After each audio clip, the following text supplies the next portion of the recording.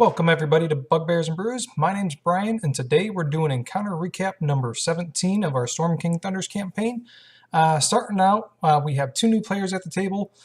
One is Dayton, who's played with us a few times before. His table, we had to disband it because the DM didn't come on a regular basis, so instead of trying to always shift him around, figured just bring him in. He's played at our table a few times. He's running the character, right now we're referring to as Tiny Avenger. He hasn't picked a name yet, but that's what we're rolling with. And then there is Darian, who is a new player to Fun for All as a whole, and he's playing Ivar. I forget the class. I want to say Paladin or Fighter. I remember something Sword and Shieldy. I don't remember the exacts behind it though. But going into the actual game session here, start off with you guys taking a short rest. And during that short rest, the male Utgard, the leader of the Utgard tribe group that was there, that you thought was dead, actually came and joined the female Utgard. He looked beat to shit and obviously was not about to start anything else, so you guys just left him be. And then those two kind of hung out during the duration of the short rest and didn't bother you guys much. They figured they didn't want to get their asses kicked again, and they didn't really want to talk with you guys either. So they just kind of sat off on their own. You guys left them be. They left you be. Everybody was happy. Post short rest, you guys decided to search the rest of the temple there, heading off to the north side of the temple. Broke through the wall to get in to that side, and led to a really long corridor that was kind of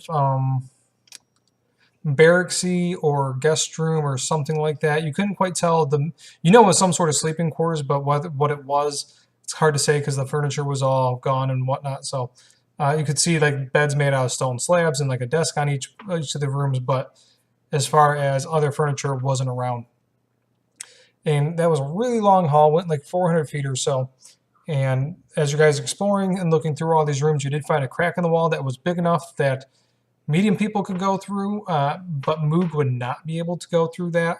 So you guys put that as like back burner knowledge and went about searching the rest of the floor there.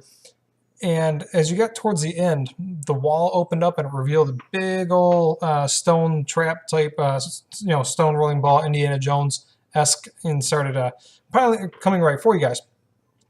Everybody, for the most part, either made the save or their initiative was before the ball moved. So a lot of people got out of the way. The people that did fail, though, Vander passed, but thought that you guys could stop the ball. I forget the reasoning behind that. And then Broomy failed, but Pavik chose to fail instead and push Broomy out of the way. So Pavik wound up getting almost killed. I think he had like 3 hit points left at the end. And Vander was flattened as a pancake. Luckily, you guys were able to stabilize him and heal him up, so that way you guys proceed full party. So nobody actually died, but 2 people did get get more shit smacked out of them. But that was the last bit of the lower region. I will say the downstairs, after the ball went past, it stopped at a giant statue, and the stone statue just started put its arm out and started walking towards the other end where the ball originally came from to kind of, guessing, reset the situation. You could easily get around the stone ball though, so there's no issues with getting squished on the way back. It was moving at a much slower pace.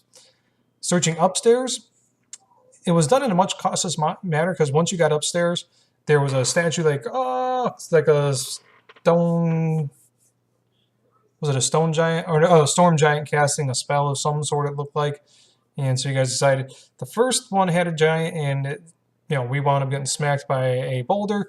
This one looks like it's casting a spell. There's probably some sort of lightning aspect going on here. But to search the rooms, no trap triggered. So either there was no trap to begin with, or you guys didn't find out, didn't step in the area to get, ignite the trap. The upstairs, though, was partially collapsed, so you couldn't search all the rooms. However, in one of the rooms, you did find a sack left over from some giants that were there previously. Inside the sack was a moldy wheel of cheese, which sadly got on all the other items.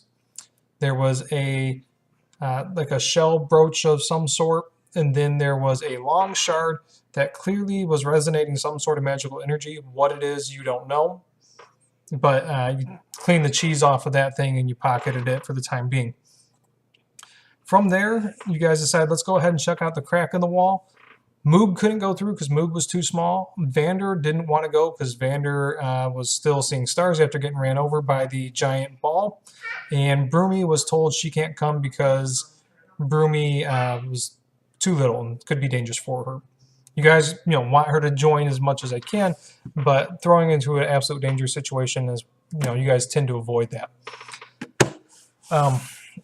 Looking in the crack in the wall, it was a path that kind of branched out and it got a little bit wider. So while you had to turn like sideways to begin with, as you got further along, you could turn so that way you were, facing front ways and didn't have to, position yourself any sort of weird way. There's a bunch of old-looking spider webs all over the place, and then once you got closer to one of the webs and touched one of them, they weren't actually like dusty or anything like that. They were frozen. And you didn't think much of it, and when you did it, you heard like all sorts of, when you touched the frozen spider web, you heard all sorts of like chiming going on, and then not but a couple of seconds later, you got attacked by 4 ice spiders. And so it's not that the webs were old and frozen, it was that they came from ice spiders. The ice spiders themselves, they were pretty easy. I designed them to be kind of an easy encounter there, but introduce you to a little bit of the mechanics that they do, which was the ice, which was essentially the web mechanic, except for it causes some freeze damage. And then I added, which that part was built into the campaign guide there, but then I also added in a kind of kamikaze mechanic that when they get close to death, they just rush towards you guys and blow up. Which that did minimal damage. I think that was, for those guys, it was a D8 area damage for like 10 feet around them. So it wasn't a whole lot of damage that they dished out, but it's more the fact that they could area affect, and when you get 4 of them doing that, it adds up. Luckily, only one of them exploded on you. The other ones you guys killed from a distance, and then the one got away. Heading further down the tunnel, let's see here. You got to a room that had 8 different cocoons, and some of them didn't really have anything of interest. Like they had animals of some sort, but there were a few that did have some interesting things. The first one was, first thing Pavic did when he got in the room was cast Detect Magic and looked around there and did find a cocoon that had a magic object. Opening it up, it was a dead warrior that was holding a spear.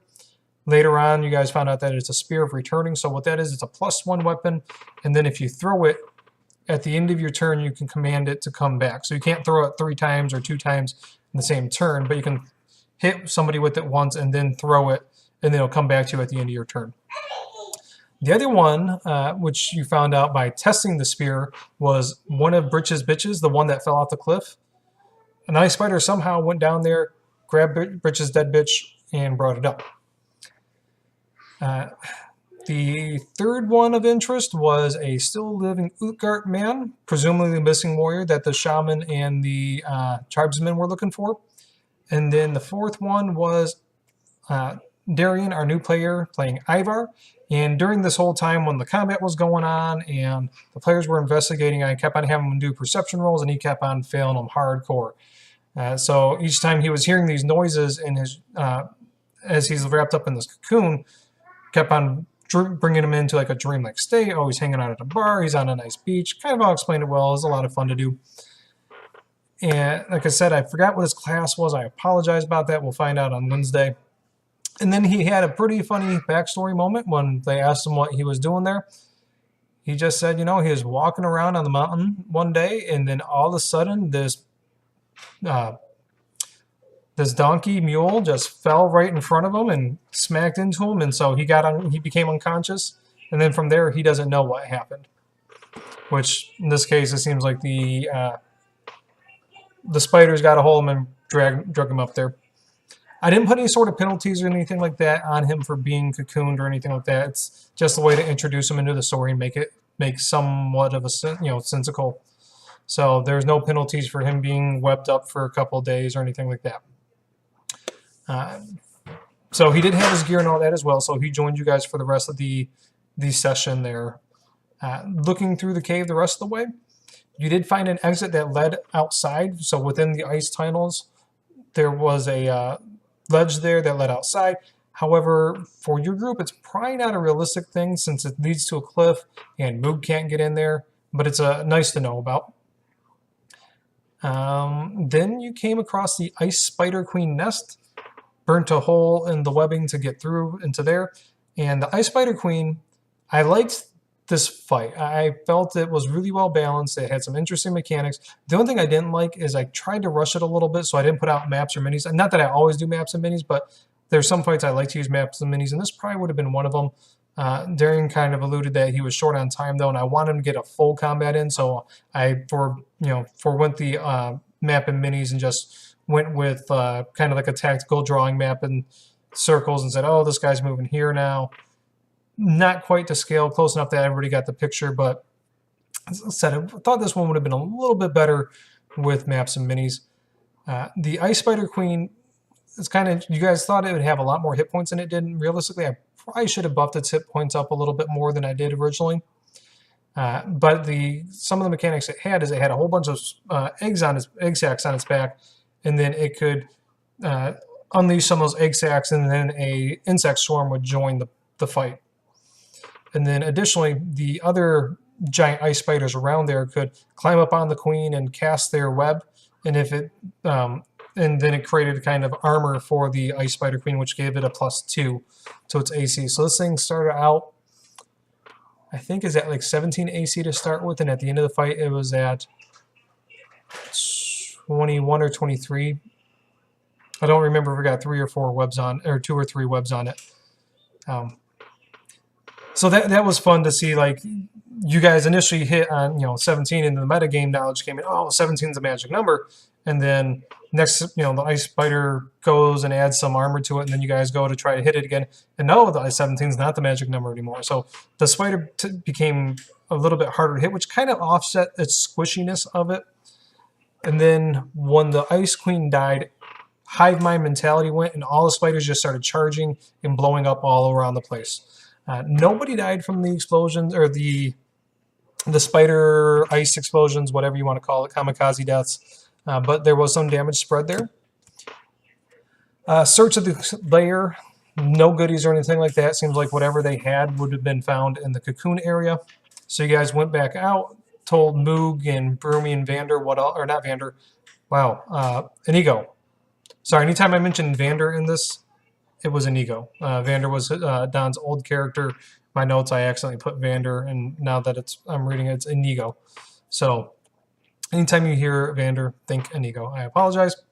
But the Moog, Broomy, and Inigo know what was going on. You guys went and got the Utgarts. They went in and reunited with this member. Presumably what you guys figured out was that he's some sort of family member to them. You don't know if it's like brother, sister, husband, wife, husband, who knows? They didn't go into what that whole thing was, but there's some sort of relationship there. You guys then were able to take a long rest. Now with the Utgards being reunited, even though you killed, 5 other tribes, it didn't seem to be as personal with them anymore, so they let you know a little bit of why they're so standoffish. And it boils down to you guys sided with there's kind of like a civil war going on in the Great Worm tribe, and you guys kind of sided with, unintentionally sided with the side that they're not on. So the side that you guys sided with is kind of trying to push expansion and going out after new blood. And these guys are like, hey, we're Utgard, we don't dilute our blood with non-Utgard people. Let's see here. So yeah, you got your long rest. You're level 7 now. That's great. You guys had technically level 7 characters made. You're just waiting for that long rest. So you finally got it like after 2 or 3 sessions of having level 7 characters made up. From there, you guys went tried to figure out how to open up the portal, and this took some time. You guys were really close on a few of your guesses. In the end, though, you didn't figure it out, and instead of wasting we spent about 20 minutes or so trying to figure out how to open up the portal. And instead of going in and wasting another 20 minutes to begin with, I just, At the end, you guys had Moog do a couple of things, and you were really, really close, and you couldn't ever get it. So Moog discovered it, how to open up the portal on accident. She's not quite sure what she did. I think I had everybody do a perception check, and somebody noticed that Moog touched the stone or the hill giant weapon to the hill giant rune. She did it by accident. From there, you guys went through the portal, and the next room was clearly the Oracle room, but that's where we left off because we're out of time. So next week, we're going to pick up in the Oracle room. This session, once again, it surprised me how long it took us to get in the Oracle room. This is now going on our 4th session in the Eye of the Allfather. So didn't expect to be there that long, but no problem with that because we're all having fun. So yeah, talk to you later, guys. See you on Wednesday. Bye.